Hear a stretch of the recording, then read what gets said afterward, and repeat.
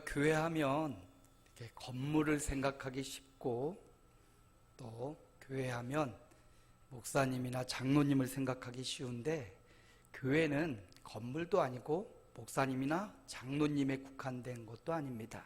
교회는 바로 저와 여러분, 성도로 부름받은 저와 여러분이 교회인 줄로 믿습니다. 그러므로 오늘 교회가 교회에 와서 하나님께 예배하는 거죠. 오늘 옆에 사람 앞뒤로 좌우로 보시면서 잘 오셨습니다, 환영합니다 한번 인사합니다. 네, 그렇습니다. 교회는 그냥 건물, 겉으로 보이는 게 교회가 아니에요. 우리가 교회입니다. 내가 교회예요, 내가.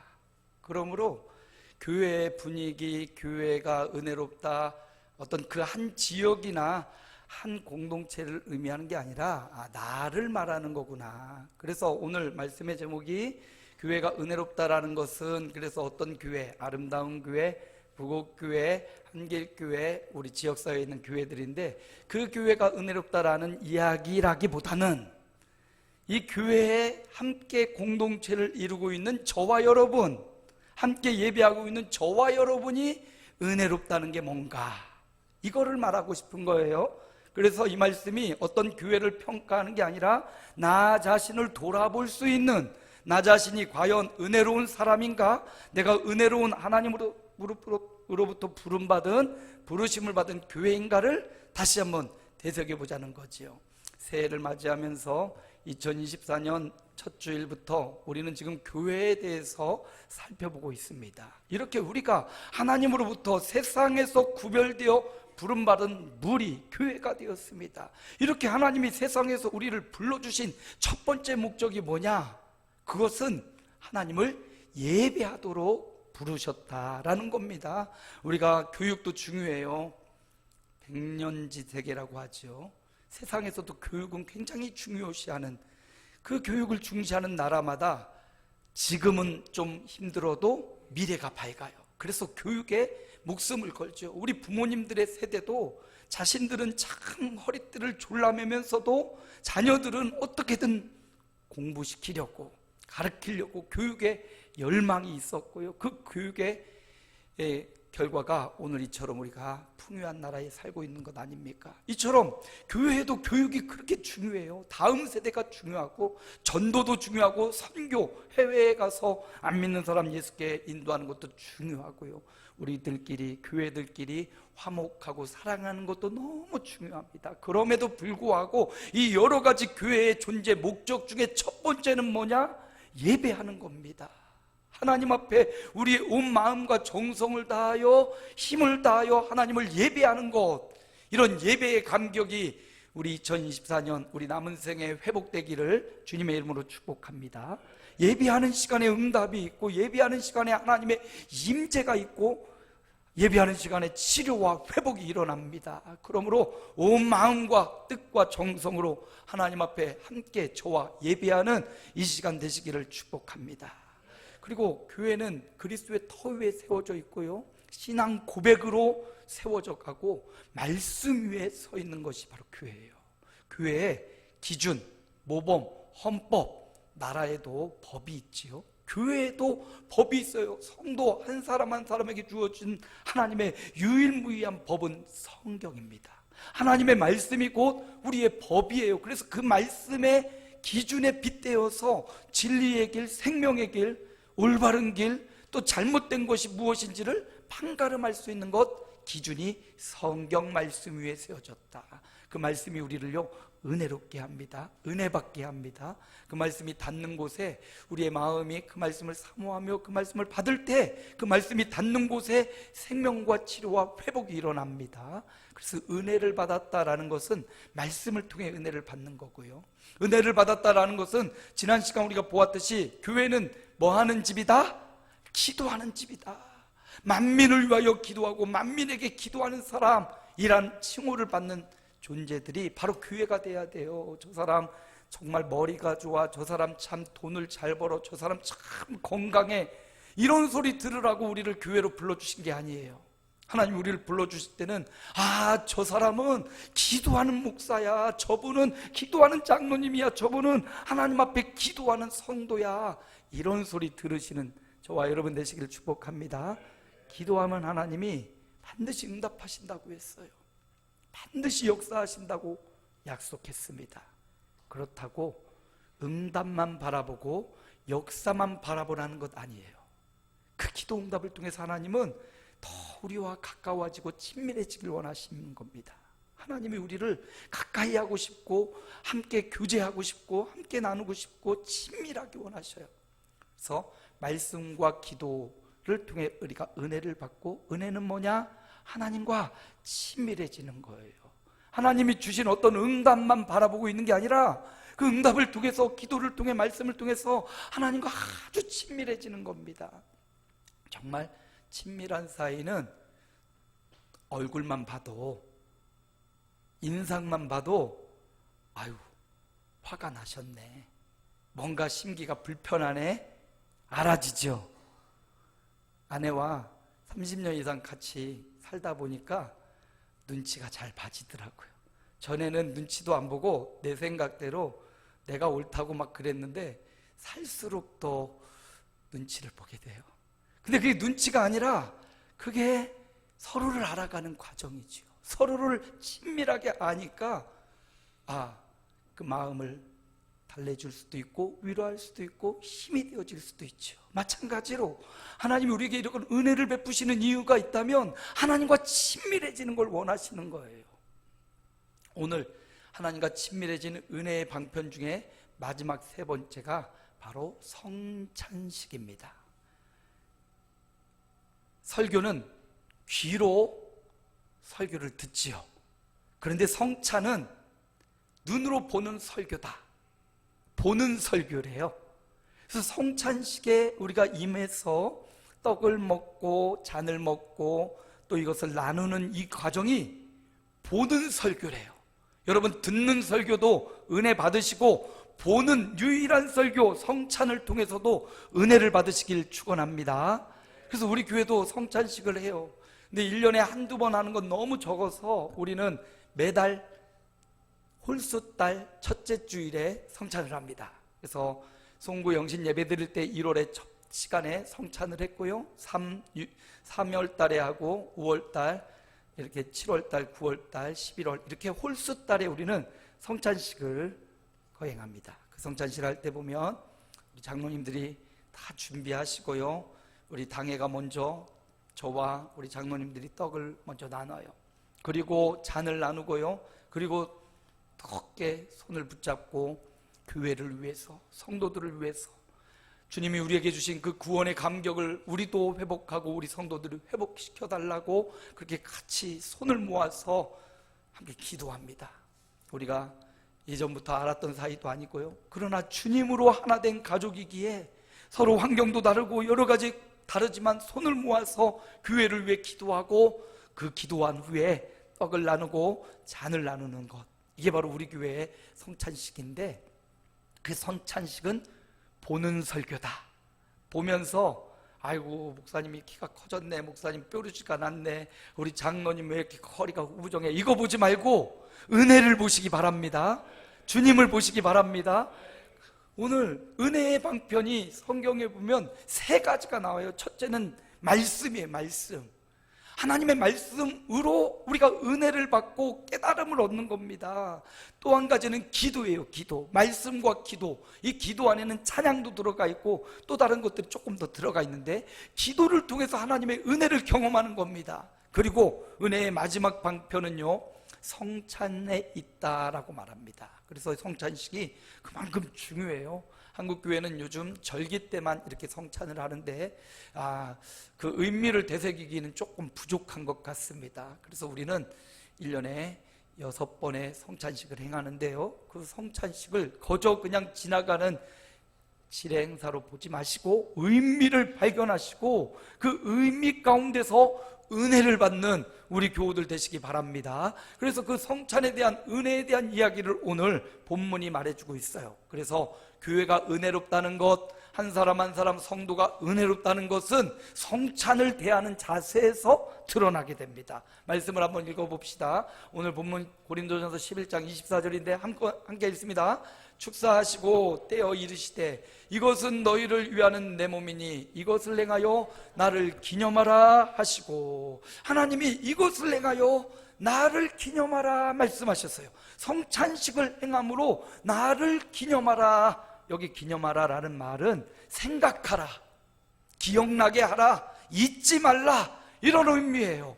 그러니까 성찬식을 행하며 주님을 기억하라는 거예요. 주님이 말씀하신 것도 기억하고, 주님이 뜻하시는 바도 기억하고, 주님이 원하시는 바도 성찬식을 행하면서 기억하라는 겁니다. 여러분, 성찬을 대할 때마다 주님을 기억하시기 바랍니다. 주님을 잊어버리지 마시기 바랍니다. 주님을 그냥 예수님 이런 모습으로 있는 그런 예수님 말고 그분의 원하시고 그분의 뜻하신 바를 계속 기억해내시고 그 뜻을 따라 살아가시기를 축복합니다. 자, 그러면 그 의미가 뭐가 있어요? 받아 먹으라. 이것은 너희를 위하는 내 몸이다. 성찬식은 주님의 몸을 주는 겁니다. 그 몸이 어떤 몸입니까? 하늘 보좌를 버리고 이 땅에 오신 예수님의 몸입니다. 살아계신 하나님의 아들의 몸입니다. 그 몸이 인간의 손에 사로잡혔습니다. 아무런 죄의 형벌을 받을 만한 그런 것이 없었습니다. 오히려 사람을 살리고 위로해주고, 가난한 자, 헐벗은 자, 소외당한 자 찾아가고 또 그들을 위로해주고 고쳐주셨던 주님입니다. 근데 그 주님을 사로잡았습니다. 그 몸을 결박했습니다. 그리고 그 몸을 채찍으로 때리고 희롱하고 주먹으로 쳤습니다. 죄 없으신 예수님이 그 몸에 당한 채찍과 아픔과 고통, 누구를 위하여? 우리를 위하여 주시는 주님의 몸이었어요.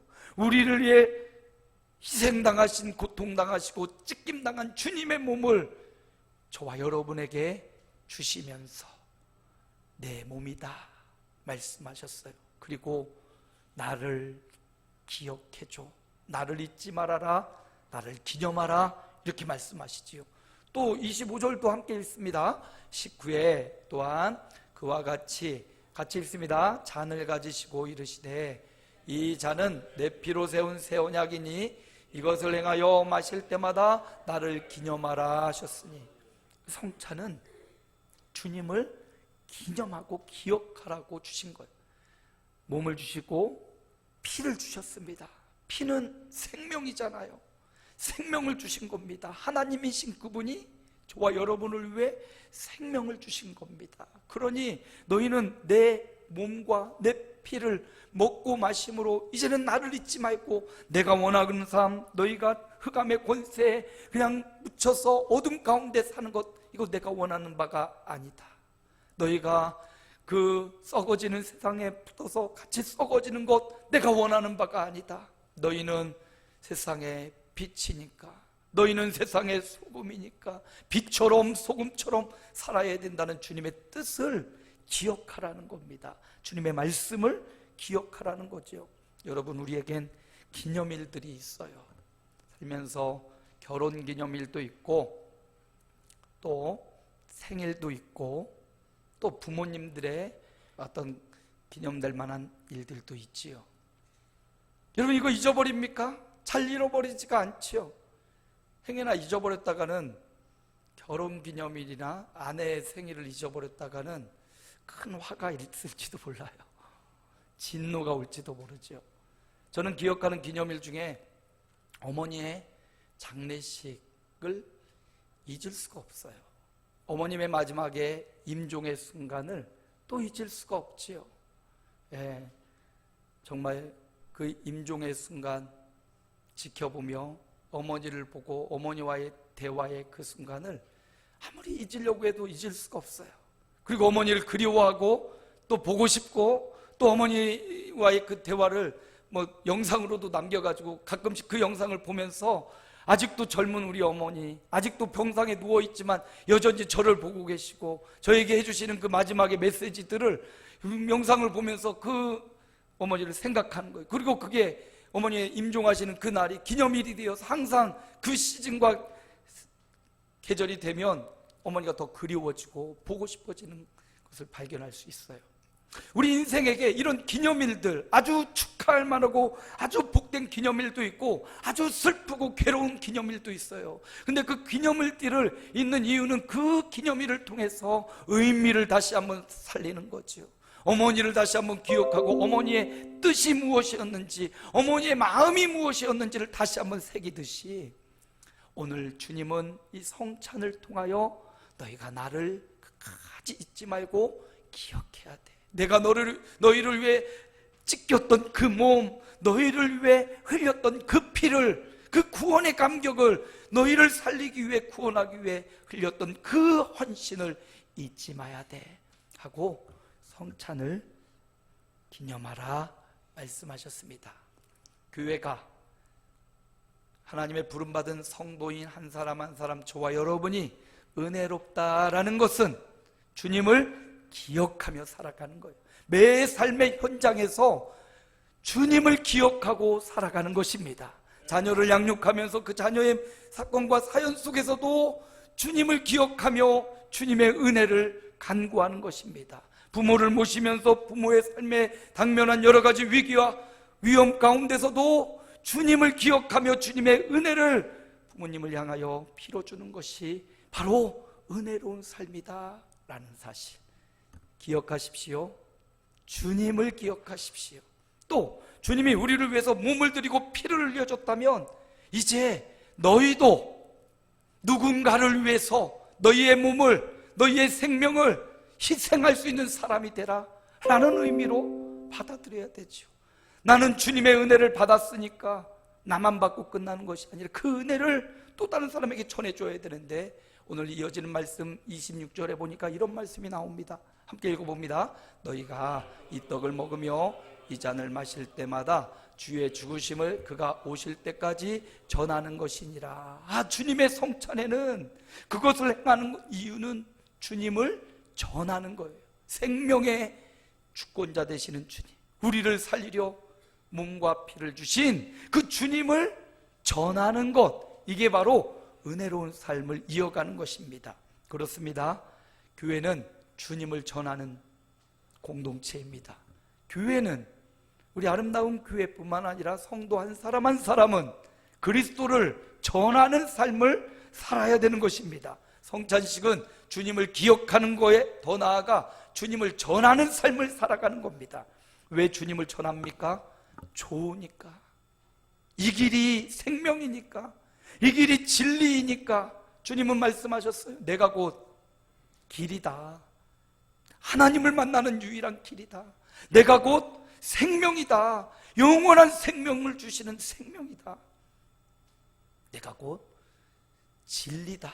이렇게 말씀하셨지요. 그러니까 좋으신 주님을 전하는 것, 성찬은 그 떡과 살을 먹으면서 그 예수님을 전하는 것이 이어지는 겁니다. 그리고 내 삶의 결단과 각오로 이 좋으신 예수님, 천지를 만드시고 창조하신 하나님을 세상에 전해야지 하는 전달의 의미가 이 성찬에 들어가 있는 것입니다. 그래서 이 성찬은 주님의 은혜를 전하면서요, 이 성찬을 대할 때 합당하게 그 성찬을 대할 수 있어야 돼요. 27절에는 이렇게 말씀해요. 함께 읽어볼까요?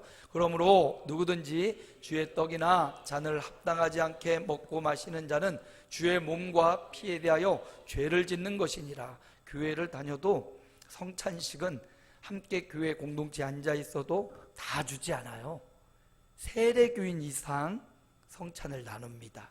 아유 목사님 그 조그만 거 그거 뭐 포도주랑 떡 그거 다 주지 뭐 누구는 주고 누구는 안 주고 차별합니까? 차별하지 않습니다. 그러나 교회는 거룩한 무리와 세상의 무리에 차별이 존재합니다. 주님은 분명히 말씀하셔요. 그들은 영생에, 그들은 영벌에 들어가리라. 교회 안에서도 이건 거룩함의 차이를 두는 거예요. 왜? 세례를 통하여 세례 교육을 받고 개인의 입술로 예수님이 그리스도입니다, 살아계신 하나님의 아들입니다라고 고백하는 자가 세례를 받게 되고요, 세례를 받은 자가 주의 성찬이 무엇인지 의미를 깨닫고 이것은 나를 위해 찢기신 주님의 살이구나, 이것은 나를 위해 흘리신 주님의 피구나, 이것을 내가 기념하고 기억하며 이 잔과 이 떡을 마시고 먹는 거구나, 이 의미를 알고 합당하게 먹어야 이게 죄가 되지 않기 때문에 세례교인 이상 우리가 성찬을 하지요. 교회 안에도 세례를 받으려는 이런 열망과 주님 앞에 나아가 개인적으로 인격적으로 예수가 그리스도라는 사실을 고백하도록 이런 단계를 둔 것입니다. 그런데 이 차별은요, 어떻게 보면 전 세계 만 곳에 복음이 증거되고 있지만 복음을 받아들이고 믿는 자는 영생이에요. 그러나 복음을 거부하고 반대하는 자는 영원한 형벌이 기다리고 있습니다. 그러므로 여러분, 성찬을 통하여 믿지 않고 버려지는 자들이 아니라 믿고 영생을 얻는 복음을 전하는 저와 여러분 되시길 축복합니다. 너무나 엄중한 심판이 기다리고 있어요.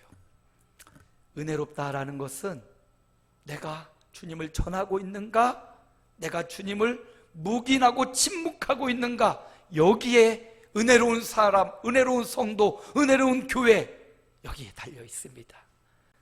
말과 삶을 통하여 주님을 전하는 저와 여러분의 삶이 되시기를 축복합니다. 마지막, 교회가 은혜롭다는 건 뭔가? 26절 다시 한번 읽어볼까요? 너희가 이 떡을 먹으며 이 잔을 마실 때마다 주의 죽으심을 그가 오실 때까지 전하는 것이니라. 은혜롭다는 건 뭐냐? 주님이 오실 때까지 이 일을 행하는 거예요.